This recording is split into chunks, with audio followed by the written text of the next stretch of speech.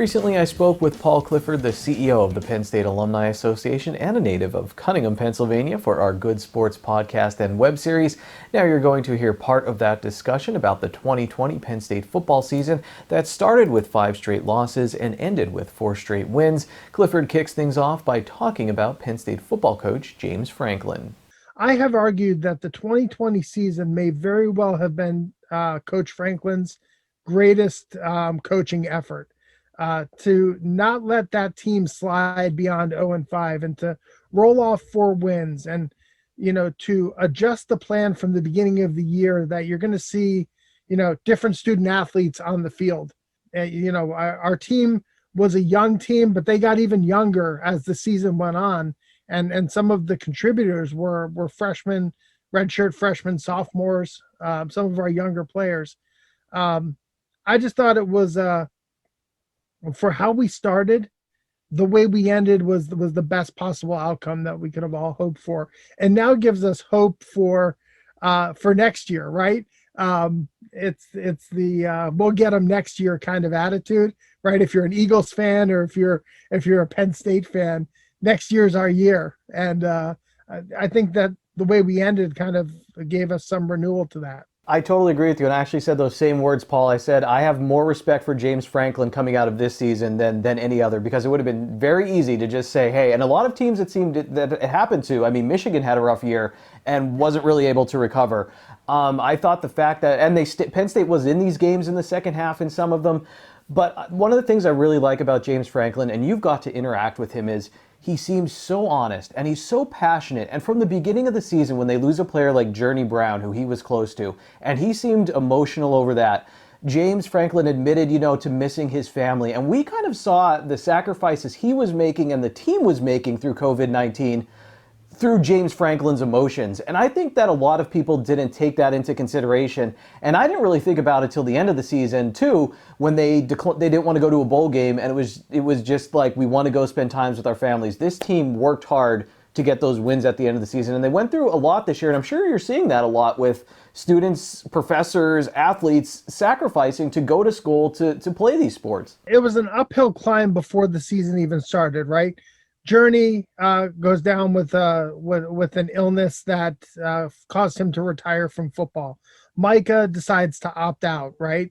And those are the 2 MVPs from the Cotton Bowl game, right? Those were going to be 2, Micah was already an All-American. Journey was on his way. And look, that it's emotional, right? I mean, Coach has relationships with these guys.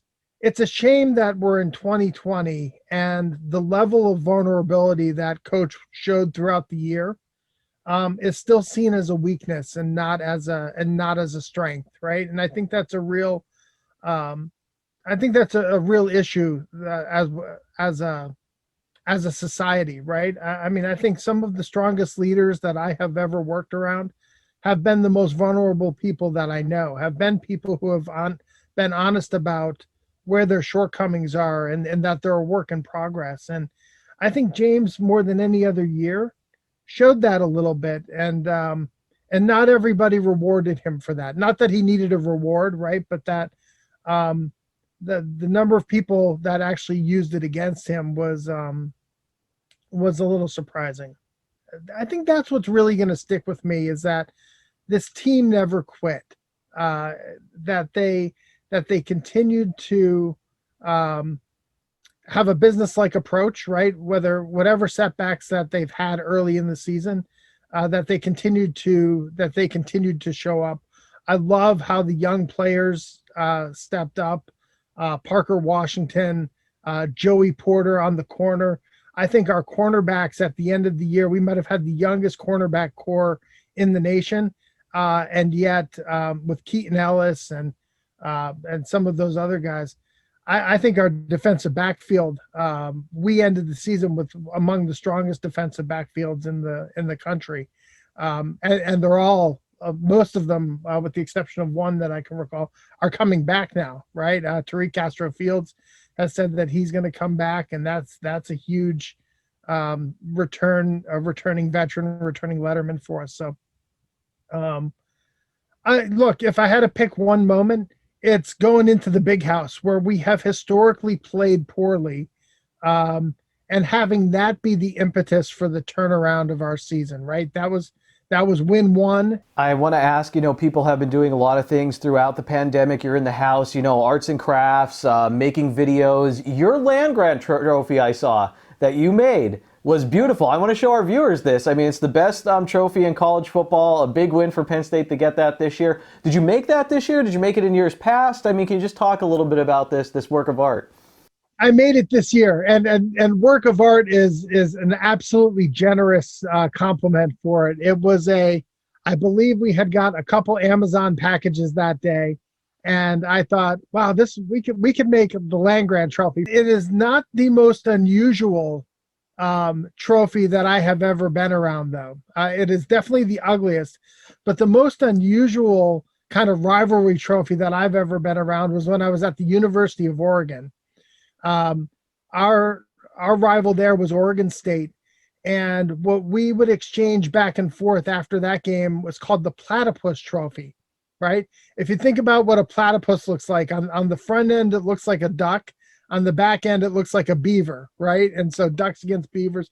So there was this Platypus Trophy that was carved out of wood, and we had it in our office. Well, the 2015 year, the magical season for Oregon, when they went to the national championship game, my wife and I, we were living out there, and I was the custodian of the Platypus Trophy. So we were taking a little bit of a break and going out to Bend, Oregon for Thanksgiving.